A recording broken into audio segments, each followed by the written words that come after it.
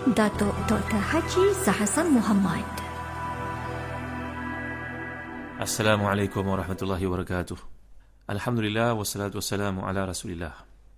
Innal hamdalillah nahmaduhu wa nasta'inuhu wa nastahdihi wa nastaghfiruh wa natubu ilayhi wa natawakkalu alayhi wa na'udzu billahi min shururi anfusina wa sayyiati a'malina. May yahdihillahu fala mudilla lahu wa may yudlil fala hadiya lahu. Allahumma salli wa sallim wa barik ala Muhammad wa ala ali Muhammad kama sallaita wa sallamta wa barakta ala Ibrahim wa ala ali Ibrahim fil alamin innaka Hamidum Majid. Amma ba'd. Muslim-muslimat yang rahmati dan dikasihi sekalian, muka pada tafsir Ibn Katsir jilid ke-8 muka surat 54. Kita sedang tafsirkan ayat-ayat penghabisan daripada surah Yasin. Lihat pada ayat 82 hingga 83. A'udzubillahi minasyaitonir rajim. Innama amruhu idza arada syai'an an yaqula lahu kun fayakun. Fasubhanalladzi biyadihi malakutu kulli syai'in wa ilaihi turja'un. Sungguhnya perintahnya bila dia mengkehendaki satu hanyalah berkata kepadanya jadilah, maka terjadilah ia. Maka maha suci Allah yang di tangannya kekuasaan di atas segala sesuatu dan kepadanya lah kamu dikembalikan. Saya telah jelaskan dalam kuliah yang lalu bahawa penggunaan uslub kun fayakun ini adalah merujuk kepada satu bentuk majas, iaitu tiada satu pun dapat menghalang Allah SWT dalam kehendaknya, dalam kekuasaannya. Dan ini merupakan satu majas dan juga isti'arah tamsiliyah yang menunjukkan kepada cepatnya kehendak Allah itu untuk terlaksana. Tidak ada sebarang penangguhan, dan ini menunjukkan kepada wahal tamsil li ta'sir qudratihi ta'ala fima aradahu bi amril amir al-muta' lil ma'mur al-muti' fi sur'ati husulil ma'mur bihi min ghairi tawaqqufin ala syai' ma hu wa huwa qawlu Abi Mansur al-Maturidi li'annahu qala la wajha li hamlil kalam 'ala al-haqiqah idza laysa hunaka qawlun wala ma'mur. Ini merujuk kepada kalau kita memahami di surah isti'arah tamsiliyah ataupun majaznya, dia merujuk kepada kehendak Allah yang berlaku dengan segera. Dia tidak difahami dalam bentuk hakikat, kata Al-Imam Abu Mansur al-Maturidi. Kerana dalam konteks ini kehendak Allah SWT bukannya seperti terlaksana apa yang kita nak lakukan pada hari ini. Kita sebagai contohnya perlukan alatan, perlukan manpower, perlukan satu keadaan, perlukan tangan, perlukan alat untuk mengadun satu bahan, nak buat kuih dan sebagainya, memerlukan proses. Tapi Allah Ta'ala tidak. Itu yang disebut oleh Abu Mansur al-Maturidi, ulama ahli sunnah yang terkemuka ni. Jadi bila kita melihat dalam tafsir Ibn Katsir, penjelasan yang dikemukakan, dia memerintahkan satu perkara satu kali, tidak perlu pengulangan dan juga tidak perlu diperkuatkan, diulang-ulang. Idza ma aradallahu amran fa innama yaqulahu kun fayakun, yaqulahu kun qawlatan fayakun. Inilah kata penyair seperti ini dihimpun oleh Imam Ibn Katsir. Jadi sebuah riwayat daripada Imam Ahmad daripada Abu Dzar radhiyallahu anhu berkata bahawa Rasulullah sabda, innallaha ta'ala yaqul ya ibadi kullukum mudhnibun ila man afaitu fastaghfiruni aghfir lakum wa kullukum faqirun ila man aghnaitu. Ini jawadun majidun wajidun af'alu ma asha'u atai kalamun wa azabi kalamun idza aradtu syai'an fa innama aqulahu kun fayakun. Hadis ini menjelaskan kepada kita, maksudnya sungguhnya Allah berfirman, wahai hamba-hambaku, semua kamu adalah berdosa kecuali orang yang aku berikan keampunan, maka mintalah ampun kepadaku dan aku akan mengampunkan bagi kamu. Seluruh kamu adalah fakir kecuali orang yang aku cukupkan, aku kayakan. Sungguhnya aku ni maha murah, apa yang diinginkan hamba ada padaku. Aku sangat pemurah, aku melakukan apa yang aku kehendaki.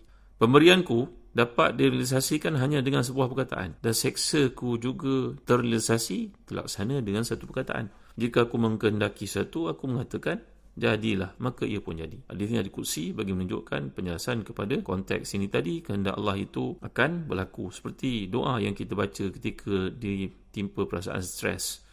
Doa ini Nabi SAW anjurkan kepada kita, bila baca, tidak seorang pun baca melainkan Allah hilangkan padanya segala kesusahan dalam hatinya.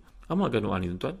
Kerana hidup kita pada hari ini penuh dengan pelbagai ujian, tekanan, suami baik, isteri baik, anak-anak, pekerja, majikan. Apakah doa tersebut? Allahumma inni abduk, ibnu abdik, ibnu amatik, nasiyati biyadik, madin fiya hukmuk, adlun fiya qada'uk. As'aluka Allahumma bi kulli ismin huwa lak, samaita bihi nafsak, aw anzaltahu fi kitabik, aw 'allamtahu ahadan min khalqik, aw ista'sarta bihi fi 'ilmi al-ghaibi 'indak. Anta ja'al Qur'an al-azim rabi'a qalbi wa nura sadri wa jala'a huzni wa zabah hammi wa ghammi. Ya Allah, aku ni hanyalah merupakan seorang hamba-Mu, anak kepada hamba laki-Mu, anak pada hamba perempuan-Mu. Tetap segala keputusan-Mu untukku, semuanya berjalan. Aku suka ke tak suka, semua Engkau kehendaki, itulah yang berlaku, wahai Tuhan. Adil segala keputusanmu untukku, hikmah segala ketetapanmu. Aku tidak melalui sedikit pun. Aku mohon padamu, ya Allah, dengan segala nama-Mu yang mulia, yang Kau ajar kepada kami, yang Kau turunkan dalam kitab-Mu, yang Kau ajar kepada seorang hamba-Mu, yang Kau simpan di sisi-Mu, supaya Engkau hilang kesedihan menimpa diriku ini. Jadikan Quran itu menyegarkan hati nuraniku, hilangkan segala keresahan, kegundahan. Jadi dalam hadis ini Nabi mengajar kita menyebut madin fiya hukmu, adlun fiya qada'uk. Maka segala ketetapan Kau itu, ya Allah, tiada siapa dapat halang. Aku nampak dia tidak baik, tapi sebalik tidak baik yang aku perhatikan itu, aku fikirkan itu sebenarnya terdapat banyak rahmat-Mu yang aku tidak tahu. Maka itu adab kita dengan Allah SWT. Maka bila Allah menyatakan fasubhanalladzi biyadihi malakutu kulli syai'in wa ilaihi turja'un, Maha suci Allah yang tangannya kekuasaan segala sesuatu dan kepadanya lah kamu dikembalikan. Ini merupakan satu bentuk pujian, tasbih, penyucian. Dan saya telah terang kepada tuan-tuan perkataan subhana dan perkataan sabaha yasbahu. Seolah-olah seorang itu berenang menjauhi tempat dia terjun, dia turun, maka begitulah kita menjauhkan Allah dengan zat-Nya yang agung dari segala kekurangan. Jadi merupakan satu bentuk penyucian, pembersihan dan membebaskan, nak menjelaskan ketinggian, kemuliaan, keagungan Allah SWT. Di tangannya kekuasaan langit dan bumi, dan ketetapannya semuanya baik-baik belaka. Dan kepadanya kembali segala urusan. Hanya haknya mencipta dan memerintahkan, tak hanya kepadanya dikembalikan semua makhluk. Dia membalas setiap manusia itu sesuai dengan amal perbuatannya. Maha adil dia. Fasubhanalladzi biyadihi malakutu kulli syai'. Ini samalah dalam surah Al-Mu'minun ayat 88 bila Allah menjelaskan, qul man biyadihi malakutu kulli syai'. Katakan siapa yang di tangannya segala kekuasaan atas segala sesuatu. Kata para ulama tafsir, kita dapat lihat dalam tafsir Qurtubi, Tabari, dalam tafsir berbagai kitab tafsir, kita akan lihat perkataan mulk. Al-Baghawi menyatakan bahawa al-mulk ini dan juga al-malakut, al-mulk dan juga al-malakut. Jadi dia memiliki satu makna. Seperti juga kata rahmatun dijamakkan dengan rahamut. Kalau jabarun, jamak jabarut. Rahbatun, rahabut. Ini ada yang pendapat bahawa makna al-mulk ini merujuk kepada alam jasad, manakala al-malakut ia merujuk kepada alam ruh. Namun kata Imam Ibn Katsir, pendapat yang pertama yang lebih benar, iaitu mulk dan juga malakut ini ia merujuk kepada penguasaan segala-galanya. Kerajaan milik Allah SWT. Kerajaan kat dunia ni bakal berakhir. Kita baca dalam kisah-kisah tentu. Kerajaan disanjung, tiba-tiba berlaku pergolakan dalam keluarga. Ada yang dibunuh, ada yang nafikan hak, ada yang dilucutkan jawatan sebagai rajanya kerana permintaan dia yang tak diterima di pihak istana. Semua itu pasti berakhir. Bagaimana hebat sekalipun, mungkin ada kan keluarga raja itu yang terlalu protokol dalam hidupnya sampai sanggup dia membunuh dirinya dan juga keluarga supaya mengakhirkan legasi kepimpinan sistem royalty itu. Ini peringkat manusia kat dunia. Tapi yang Allah SWT memiliki itu memang tidak ada penghujungnya, kekuasaan yang maha besar.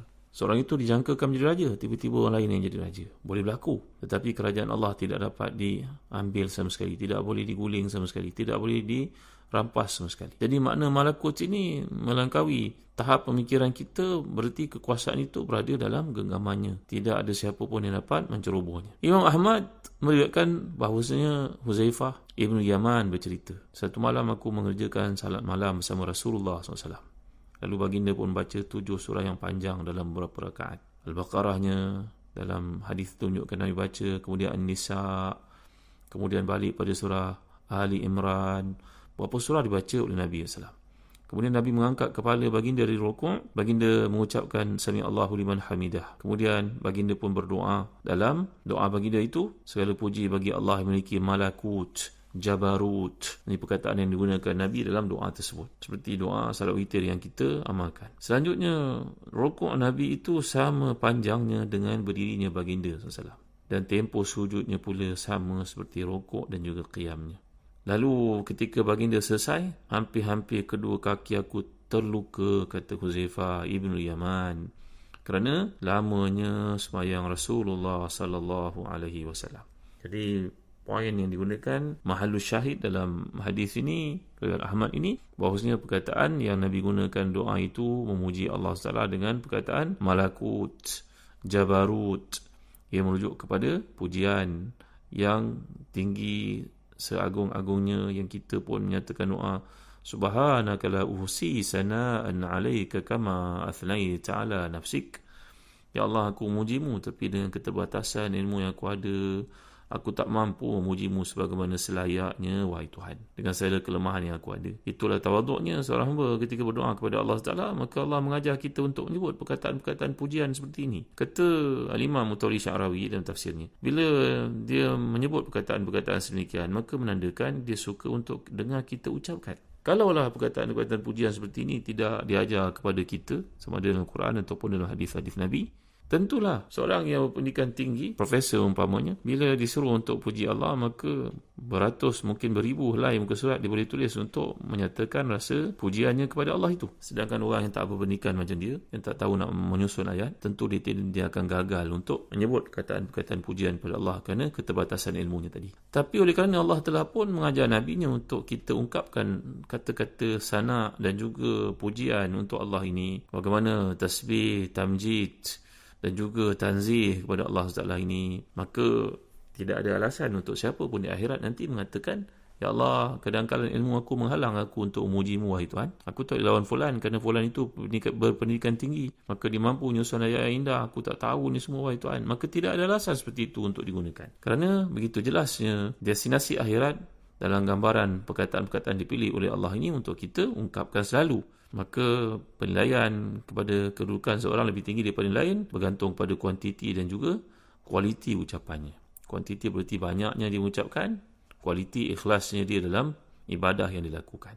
Jadi inilah yang dimaksudkan dengan penggunaan nama-nama Allah yang menyucikannya, mengagungkannya. Al-Imam Abu Dawud Tirmizi dalam kitabnya Syama'il Muhammadiyah dan juga An-Nasa'i, masih lagi sebuah riwayat daripada Huzaifah bahawa dia melihat Rasulullah SAW melaksanakan salat malam. Ketika itu Nabi SAW mengucapkan Allahu Akbar, Allahu Akbar. Kemudian Allah menyebut perkataan malakut, jabarut, yang melambangkan kebesaran keagungan ini tadi. Kemudian barulah baginda membaca doa iftitah. Selepas itu membaca Al-Fatihah. Kemudian baginda membaca Al-Baqarah. Rukuknya sama dengan berdiri, iaitu qiyamnya. Dan sekali lagi Nabi berdoa dalam rukuknya, Subhana Rabbiyal Azim, Maha suci Allah Ta'ala yang Maha Agung. Kemudian baginda pun mengangkat kepalanya dari rukuk dan i'tidalnya itu sama panjang dengan rukuknya. Kemudian baginda mengucapkan Subhana Rabbiyal A'la wa bihamdi, Subhana Rabbiyal A'la. Maka Nabi mengucapkan seperti itu. Kemudian baginda pun sujud dan lama sujudnya seperti berdirinya. Kemudian akhir sekali Nabi berdoa dalam duduknya, Rabbi ghafirli, Rabbi ghafirli. Maka Nabi mengerjakan salat pada waktu malam ini sebanyak 4 rakaat. Baginda membaca Al-Baqarah, Ali Imran, An-Nisa, Al-Ma'idah ataupun Al-An'am. Kata perawi hadis ni dia ragu-ragu. Inilah menunjukkan bagaimana pujian kepada Allah Taala itu dibuktikan dengan salat malam yang dilakukan, dengan panggilan dan penyebutan nama-nama yang sedemikian bagi meletakkan zat yang agung di tempat yang paling mulia untuk kita faham. Ayat tadi tuan-tuan dan hati dan dikasihkan, bila kita melihat kepada surah Yasin ini, surah ini tutup dengan menunjukkan tentang perhubungan ciptaan Allah Taala daripada yang paling kecil, dan kemudian menunjukkan kepada nikmat-nikmat pemberiannya kepada makhluk ni tadi, akal fikiran sebagai contohnya, dan memberi kepada manusia ni pinjaman, memberi kepada mereka ni pemilikan, tapi merupakan pinjaman sebenarnya. Haiwan ternak ke, pokok-pokok ke, tanah ke, tanaman ke, apa saja. Ini adalah merujuk kepada kesucian, ketinggian, kehebatan, keagungan Allah Ta'ala yang Maha suci, zat yang mulia ini daripada segala kekurangan dan keburukan, dan Maha suci dia daripada segala sifat dan ucapan buruk kaum musyrikin yang telah pun dibincangkan. Dan saya juga nak menarik perhatian tuan-tuan tentang kaedah dakwah yang dibawakan oleh Surah Yasin yang perlu kita faham, terutamanya kita hidup dalam zaman masyarakat majmuk. Apa yang perlu kita faham? Bahawasanya toleransi yang ada dalam Islam ini ditunjukkan oleh Nabi SAW ini, walaupun kerja dakwah ini berjalan, tapi di situ ada toleransi. Seperti yang ditulis oleh seorang tokoh Islam yang terkemuka, Syekhul Azhar, Imamul Akbar, Ahmad Tayyib, dalam buku beliau bertajuk Al-Qawlul Tayyib. Beliau menceritakan satu ungkapan yang menarik berkaitan dalam konteks Surah Yasin yang menyeru kita untuk menjalankan kerja dakwah ni. Bahawa ketika Nabi SAW masuki kota Mekah dengan penuh kegemilangan bersama tidak kurang pada 10,000 kaum muslimin, baginda memerintahkan untuk menyingkirkan semua berhala dari Kaabah. Begitu juga gambar-gambar yang melukiskan sekalian para nabi dan malaikat. Tapi dalam tulisan Syekhul Azhar, Imam Ahmad Tayyib ini, ada satu benda yang tertutup dengan tangan baginda ketika pembersihan itu dilakukan. Ketika Nabi bergerak daripada tempat baginda, ternyata gambar yang tertutup dengan tangan baginda itu ialah gambar Sayyidah Al-Azra, Maryam alaihissalam, dengan putera beliau Isa alaihissalam. Menarik bukan tuan-tuan cerita je ni untuk kita faham dalam konteks dakwah yang dikemukakan dalam kisah Habib An-Najjar. InsyaAllah saya akan ceritakan perkara ini, mengapakah gambar tersebut tidak dilupuskan, tidak dibuang pada zaman Nabi SAW pembukaan kota Mekah itu, seperti tulis Syed Ahmad Tayyib Syekhul Azhar ini. InsyaAllah kita akan ceritakan perkara ini akan datang dalam kuliah berikutnya sebagai penutup pada surah Yasin, agar kita faham kedudukan kita dan peranan kita dalam suasana dakwah pada masyarakat majmuk yang ada pada hari ini, peluang dan juga cabaran yang ada. Wallahu a'lam wa sallallahu ala sayyidina Muhammad wa ala alihi wa sahbihi wa baraka wasallam. Walhamdulillahirabbil alamin wa barakallahu fikum. Wassalamu alaikum warahmatullahi wabarakatuh.